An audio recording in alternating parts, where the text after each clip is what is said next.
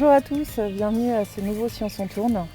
Nous allons aujourd'hui parler des arbres, de leur plantation et de leur utilisation pour la biomasse. Je suis aujourd'hui en compagnie de Régis Fichot qui travaille au LBLGC à l'Université d'Orléans, responsable de ce projet. Bonjour.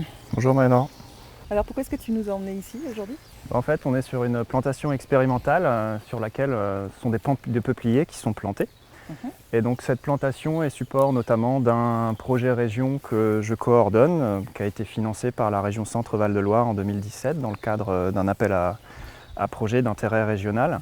Et dans le cadre de ce projet, on s'intéresse donc à des systèmes de culture dédiés, qui sont des systèmes de culture un peu alternatifs et qui ont vocation à produire de la biomasse lignocellulosique à partir d'espèces ligneuses, donc des arbres en l'occurrence, et notamment le peuplier comme on peut le voir ici. Donc la biomasse, c'est quoi? La biomasse, c'est de la matière organique, soit d'origine animale ou d'origine végétale, comme c'est le cas ici, qui peut être utilisée pour produire ce qu'on appelle de l'énergie renouvelable. Et donc dans le contexte actuel de changement climatique, on se doit d'augmenter la part dans le mix énergétique d'énergie renouvelable. Et une des façons d'arriver à augmenter cette part d'énergie renouvelable, c'est de disposer notamment de systèmes de culture alternatifs, comme c'est le cas ici, avec ce qu'on appelle des taillis à très courte rotation ou des taillis à courte rotation, comme on peut le voir derrière.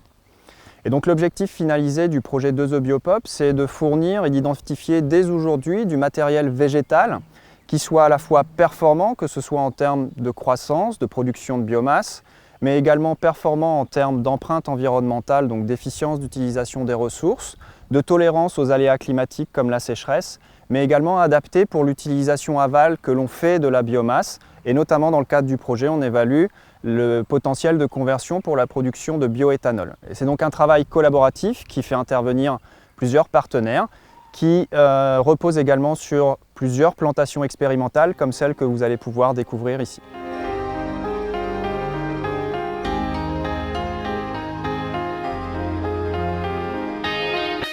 Pourquoi le projet de The Biopop s'est intéressé au peuplier? Parce que, en premier lieu, c'est parce que c'est une essence très productive qui est capable de produire en moins de 20 ans de gros volumes de bois sur des petites surfaces. Dans l'économie forestière française, c'est une essence importante puisqu'elle produit sur de toutes petites surfaces, moins de 1,5% de la forêt française, de gros volumes de bois puisqu'on produit environ 1,5 million de mètres cubes par an, ce qui place le peuplier en deuxième position derrière le chêne qui est évidemment beaucoup plus représenté dans les forêts nationales. Le deuxième critère de choix pour cette essence, c'est une essence qu'on connaît très bien, qui a été domestiquée depuis très longtemps. Et récemment, une dizaine d'années, le génome de cette essence a été décrypté. Et donc c'est le premier arbre modèle dont l'ensemble du génome a été décodé. L'amélioration génétique du peuplier, c'est une histoire ancienne, puisque je vous l'ai dit tout à l'heure, c'est un arbre qui a été domestiqué depuis environ 200 ans. Le programme d'amélioration génétique français est conduit aujourd'hui par le groupement d'intérêt scientifique GIS Peuplier entre INRAE et FCBA. Et depuis une vingtaine d'années, ça débute par la création de matériel végétal en réalisant des hybridations contrôlées entre des espèces parentes différentes, ce qui nous permettra de bénéficier d'une descendance plus vigoureuse. Et tout ce matériel végétal créé va entrer dans une phase d'évaluation qui va durer une vingtaine d'années pour tout un tas de critères, de tolérance aux maladies, de vigueur évidemment, de qualité du bois, pour arriver in fine, au bout de tout un tas de sélections, à la mise sur le marché, l'homologation de quelques variétés de peupliers que vous pourrez trouver chez les pépiniéristes et que les gens auront la possibilité de cultiver.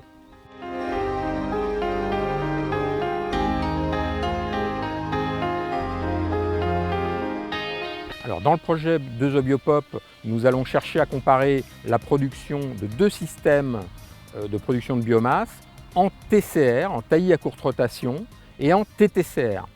Alors la différence entre les deux systèmes, c'est une différence basée sur la densité du peuplement, le nombre de tiges à l'hectare, et la durée de la rotation, c'est-à-dire l'âge jusqu'auquel on va récolter l'arbre. Donc nous avons ici un TCR qui va avoir un cycle compris entre 8 et 10 ans et une densité de plantation de l'ordre de 1000 à 2000 tiges à l'hectare, Alors que derrière moi, on voit un TTCR, un taillis à très courte rotation, qui va être récolté tous les 2 à 4 ans et qui sera planté à des densités beaucoup plus fortes, jusqu'à 8 000, 10 000 tiges à l'hectare. La différence entre ces deux systèmes, ça va être le produit final, la biomasse produite. Évidemment, sur des cycles de 8 à 10 ans, on va produire des petits arbres. Hein, voilà le genre de produit qu'on aura au moment de la récolte. Alors qu'en TTCR, récolté plus fréquemment, à 3 ans, eh bien, on aura uniquement des petits brins ligneux qui produiront également de la biomasse. Donc nous sommes ici sur une parcelle installée en 2010, dans un contexte agronomique compliqué. Donc c'est un contexte de déprise agricole, les agriculteurs n'y installaient plus de plantation parce qu'il y a un très fort engorgement en eau en hiver et une sécheresse estivale très forte. Donc on a choisi ce dispositif parce qu'il était difficile pour tester 60 nouvelles variétés de peupliers dont la plupart sont issus du gis peuplier. Donc ce site est géré par INRAE Orléans. Un second site a été installé en Bourgogne, cette fois-ci géré par le FCBA, dans un contexte très favorable pour évaluer le potentiel de ces 60 mêmes variétés. Donc je vous ai amené ici au milieu des 60 variétés en cours d'évaluation. Donc pour les évaluer, on utilise des outils très simples, comme ce ruban par exemple pour mesurer leur circonférence, ou cette perche pour mesurer leur hauteur. Donc ça nous donne des informations annuelles, donc on les mesure une fois par an. Et pour un suivi en continu, on utilise ce genre de capteur qui est capable d'enregistrer leur croissance chaque heure. Donc chaque variété est plantée 10 fois et mesurée 10 fois en hauteur et en circonférence. Et en moyenne ces valeurs pour évaluer la performance d'une variété. Après avoir été mesurés en hauteur et circonférence, un certain nombre d'arbres sont abattus, pesés, et on est capable d'établir une relation entre leur hauteur et leur circonférence d'une part et leur masse. Et ensuite, à partir de ces relations, on est capable, à partir de mesures simples de circonférence, de prédire la masse de ces futures variétés. La croissance et la productivité sont des caractères importants pour évaluer ces nouvelles variétés, mais il y a bien d'autres caractères qui sont évalués dans ce projet.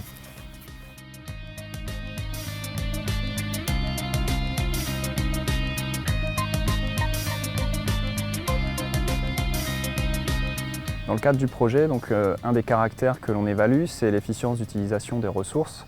Alors de quelles ressources on parle? En fait, autre que le CO2 qui évidemment est central pour la production de biomasse chez les plantes, on évalue également l'efficience d'utilisation de l'eau et également des éléments minéraux qui sont dits essentiels.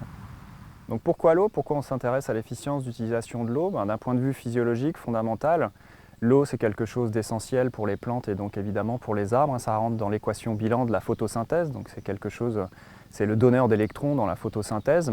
Mais ce qu'il faut savoir, c'est que 90% de l'eau qui est absorbée par les plantes au niveau des racines va être en fait perdue au niveau des feuilles par transpiration dans l'atmosphère. Donc ça représente une perte sèche, on pourrait dire. Mais en fait, c'est un mal pour un bien puisque l'eau, lorsqu'elle est perdue au travers des feuilles par transpiration, c'est perdu au travers de petits orifices qu'on appelle des stomates qui sont capables de s'ouvrir ou de se fermer. Et donc lorsque ces stomates sont ouverts, eh bien, ça va laisser passer l'eau sous forme de vapeur, donc permettre la transpiration. Mais en contrepartie, ça va permettre également l'entrée de CO2 à l'intérieur de la feuille et donc permettre la fixation de carbone au travers de la photosynthèse. Et donc ce que l'on recherche ici, en fait, tous les arbres ici sont des variétés différentes, donc chaque individu, chaque variété est différente. Et donc ce que l'on va rechercher avant tout, ce sont des individus, des variétés qui sont capables d'utiliser une quantité d'eau moins importante à un niveau de productivité égal. Autrement dit, ce que l'on va rechercher, ce sont des variétés qui sont dites efficientes pour l'utilisation de l'eau. Pareil, pourquoi on travaille sur l'efficience d'utilisation des minéraux? Tout simplement, même si ces minéraux qui sont dits essentiels ne rentrent pas dans l'équation bilan de la photosynthèse, en réalité les plantes, donc les arbres, ont besoin de certains éléments dits essentiels pour leur croissance et pour leur développement. Et donc parmi ces éléments essentiels, on en compte 17. Alors évidemment, on va trouver le carbone, l'oxygène et l'hydrogène qui constituent la base du vivant. Mais on va retrouver également d'autres éléments qui sont puisés dans le sol, notamment par exemple les fameux NPK qu'on peut retrouver dans la composition des engrais, qu'on peut voir tous les jours. Et en fait, NPK, c'est l'azote, le phosphore, le potassium qui sont puisés dans le sol. Et donc évidemment, ces éléments sont stockés dans la biomasse. Et ce qui va se passer, c'est que dans ce type de système, quand on va couper la biomasse, on va l'exporter. Et évidemment, en même temps qu'on exporte la biomasse, on exporte également une partie des éléments minéraux qui au départ étaient stockés dans le sol, qui ont été stockés dans la biomasse. Et donc potentiellement, sur le long terme, ça peut appauvrir le sol. Donc une nouvelle fois, ce qu'on va rechercher ici, ce sont des individus, donc des variétés, qui vont être capables de produire une même quantité de biomasse tout en stockant une moins importante concentration en éléments minéraux. Autrement dit, on recherche une nouvelle fois des variétés qui sont dites efficientes, mais cette fois-ci qui sont dites efficientes pour l'utilisation des éléments minéraux.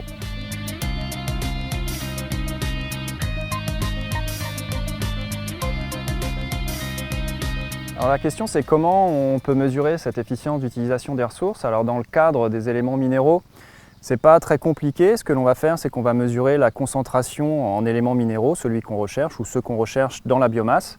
Et donc à partir des concentrations en éléments minéraux, on va pouvoir être capable de savoir quel est ce qu'on appelle le taux d'exportation, c'est-à-dire quelle est la quantité d'éléments minéraux qui va être exporté au moment de la coupe, lorsque l'on va couper les variétés.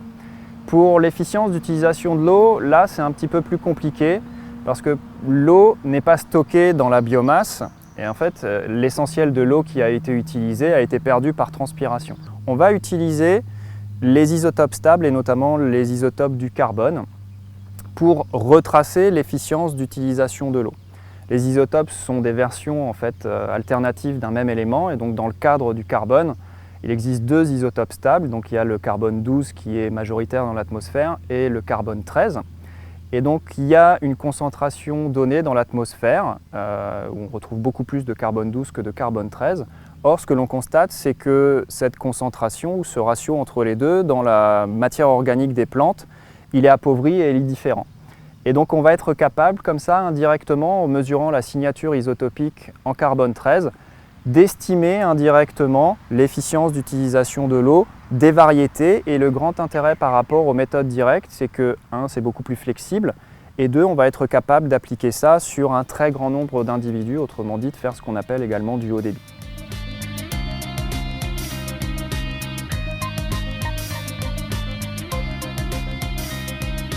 Dans le cadre du projet, un autre caractère que l'on évalue, c'est la tolérance à la sécheresse des variétés. Alors déjà, de quelle sécheresse on parle? De quoi on parle quand on parle de sécheresse? Quelque chose qui parle à tout le monde, que tout le monde arrive à appréhender, mais en fait des sécheresses, il y en a plusieurs types. Donc évidemment, celle qu'on appréhende pour l'essentiel, c'est ce qu'on appelle la sécheresse édaphique, donc ça a quelque chose à voir avec les variations de disponibilité en eau dans le sol, mais on peut avoir également ce qu'on appelle des sécheresses atmosphériques qui sont en lien avec les fortes températures et donc l'humidité dans l'air, les deux pouvant éventuellement se combiner. Alors comment appréhender la tolérance à la sécheresse? La façon la plus simple d'appréhender la tolérance à la sécheresse, c'est tout simplement de mesurer soit la croissance ou mesurer la production de biomasse pendant une unité de temps, c'est-à-dire la productivité, et de comparer les mêmes individus ou les mêmes variétés lorsqu'elles sont situées sur des sites différents qui sont des sites contrastés pour les conditions qu'on appelle pédoclimatiques, c'est-à-dire à la fois pour les conditions météo mais aussi pour les conditions édaphiques. C'est tout simplement de comparer cette croissance ou cette productivité d'un site à l'autre. Et ça va renseigner sur le comportement des variétés en fonction, évidemment, majoritairement de la disponibilité en eau, mais pas seulement. Une deuxième façon, qui est un petit peu plus complexe, mais surtout plus détaillée, d'appréhender la tolérance à la sécheresse, c'est d'utiliser des capteurs comme ceux qui sont visibles ici, qui sont des capteurs de croissance radiale, qu'on appelle également des dendromètres automatiques, qui mesurent donc de façon automatique en continu les variations de croissance radiale et donc qui mesure à la fois les phases de contraction et de décontraction journalière du tronc. Et donc en analysant ces patrons journaliers, on va être capable non seulement d'estimer la croissance sur le long terme et donc le comportement des variétés sur le long terme, mais on va être aussi capable d'obtenir des informations sur le fonctionnement hydrique et donc ça va renseigner indirectement en partie sur la tolérance à la sécheresse. Alors ces deux approches sont des approches qui restent valables quand on reste dans des limites qui sont dites physiologiques, c'est-à-dire qui ne menacent pas la survie. Par contre, dès lors qu'on va rentrer dans des contextes qui sont un petit peu plus sévères, qui peuvent menacer la survie, alors là, on va évaluer plutôt les limites de fonctionnement intrinsèque. Et donc, on va notamment évaluer ce qu'on appelle la vulnérabilité à l'embolie estivale. On appelle ça la vulnérabilité à la cavitation aussi. Et ça reflète tout simplement la limite de fonctionnement de l'appareil vasculaire chez les plantes, qu'on appelle le xylème, qui est responsable de la conduction de la sève brute.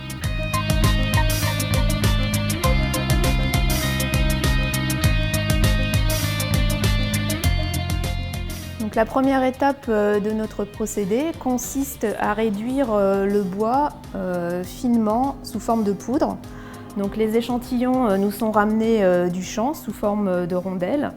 Nous allons les prédécouper avec un massicot en forme de petites allumettes. Ces petites allumettes seront ensuite disposées dans un godet avec une bille. Et donc ces godets seront ensuite placés dans un robot broyeur qui va broyer finement ces allumettes en poudre pour obtenir une poudre de quelques centaines de microns.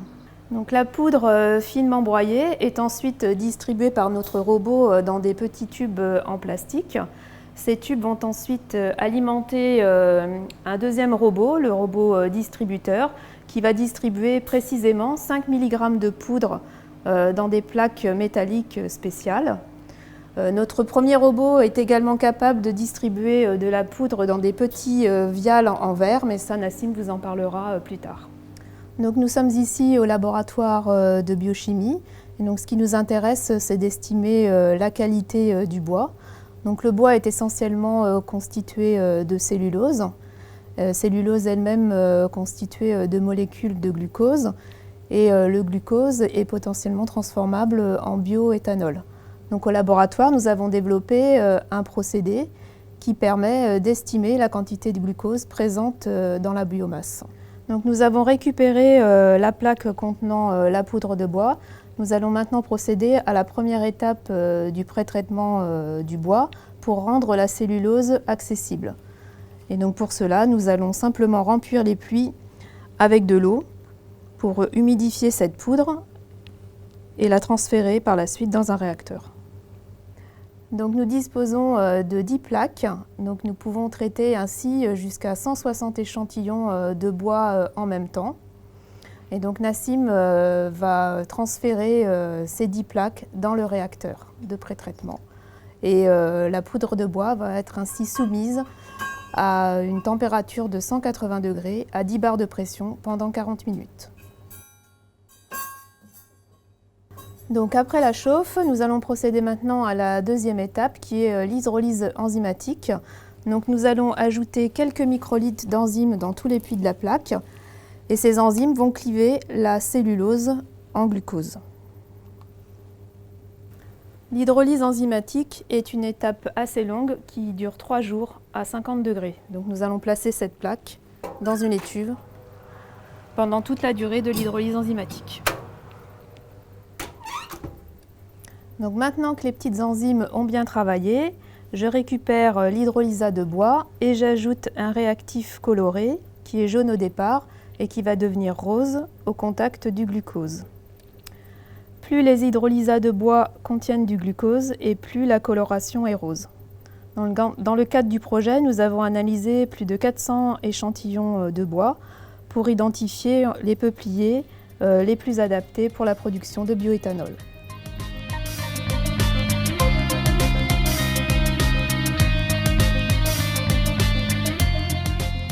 Nous avons vu avec ma collègue Nathalie au laboratoire de biochimie quelle méthode nous utilisions pour analyser jusqu'à 160 échantillons à la fois. Je vais à présent vous parler d'une technologie qui est la spectrométrie proche infrarouge qui va nous permettre d'analyser un très grand nombre d'échantillons pouvant atteindre la dizaine de milliers. La biomasse qui a été broyée au robot a été distribuée également dans ces tubes en verre qui vont nous servir à la prise de spectre dans le proche infrarouge. Le grand avantage de la spectrométrie proche infrarouge est sa simplicité et sa rapidité. Donc pour prendre un spectre proche infrarouge, il suffit de déposer le vial contenant l'échantillon bois au-dessus d'une source de lumière infrarouge qui va irradier la matière organique qui constitue le bois et va cibler plus précisément les liaisons qui relient les atomes et les faire vibrer pour obtenir plusieurs niveaux d'absorption qui vont se traduire par le spectre suivant. Donc on a une absorption qui varie en fonction de la propriété de l'échantillon. Ce spectre-là, il correspond à une empreinte digitale de notre échantillon. Les spectres que nous venons de mesurer au spectromètre proche infrarouge sont représentés sur cette figure, où nous avons donc un spectre pour chacun des 160 échantillons que nous avons analysés précédemment au laboratoire de biochimie. Donc nous constatons dans ce spectre la présence de certaines bandes, mais ces bandes-là ne correspondent pas à des composés purs. L'information étant liée aux liaisons moléculaires présentes dans la matière organique qui constitue l'échantillon, on la retrouve répétée à plusieurs longueurs d'onde.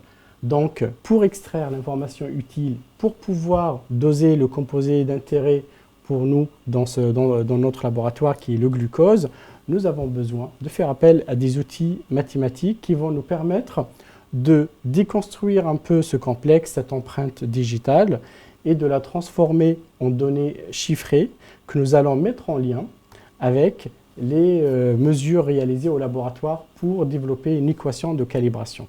Cette équation donc, nous a permis de comparer les valeurs prédites par spectrométrie proche infrarouge avec les valeurs mesurées, et nous avons donc réussi à développer des courbes de calibration pour chacun des caractères d'intérêt. Dans ce cas, c'est la teneur en glucose avec une précision de 97%. À partir de cette courbe de calibration, nous sommes en mesure de prédire la teneur en glucose sur des échantillons nouveaux, inconnus, qui n'ont pas été analysés au laboratoire, simplement à partir d'un spectre mesuré en proche infrarouge.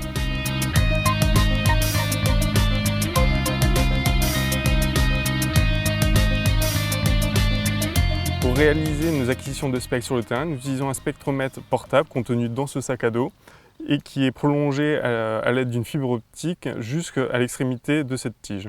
Cette tige, nous l'insérons dans l'arbre pour pouvoir faire notre acquisition de spectres que nous enregistrons directement via l'ordinateur.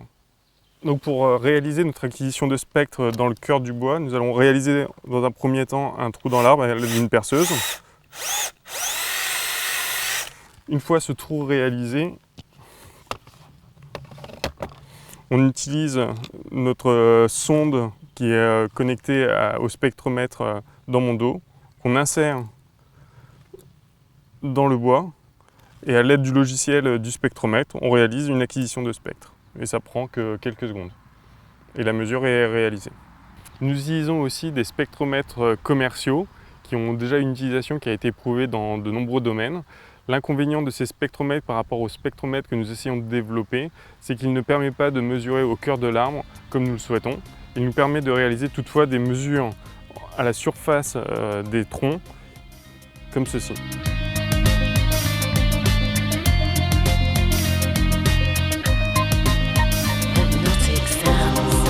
Notre pays a pris des engagements pour atténuer le changement climatique et pour sortir des énergies fossiles.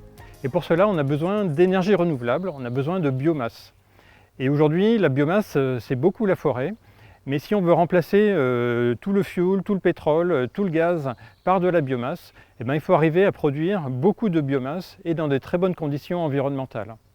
Et là, on a besoin de la recherche. Et le projet 2E Biopop, il s'inscrit vraiment dans cette optique d'accroître la quantité de biomasse produite par la forêt, par les terres agricoles, pour remplacer les énergies non renouvelables et pour produire aussi de la biomasse qui va servir à faire des produits chimiques, à faire des matériaux et à remplacer tout ce que l'on fait aujourd'hui avec du pétrole notamment. La mission de Fibois, c'est d'appuyer la recherche et surtout de transférer les résultats de la recherche vers les professionnels, de façon à ce que la société puisse être le plus réactive possible et que dès qu'on a des résultats probants de la recherche, on puisse vraiment les mettre en œuvre et faire en sorte que notre société elle évolue et qu'elle évolue vers une plus grande sobriété et une plus grande utilisation de matériaux biosourcés et d'énergie renouvelable. À Fibois, on veut vraiment faire en sorte qu'en 2050, on arrive à la neutralité carbone. Et pour cela, on a besoin de développer la recherche parce qu'aujourd'hui, on peut dire que notre société n'est pas encore au point pour arriver à la neutralité carbone. Et on sait bien que le temps de la recherche, c'est un temps relativement long. Et après ce temps de recherche, on a encore un temps pour que la société puisse acquérir toutes ces nouveautés, toutes ces innovations, et puis les mettre en œuvre et que ce soit vraiment effectif.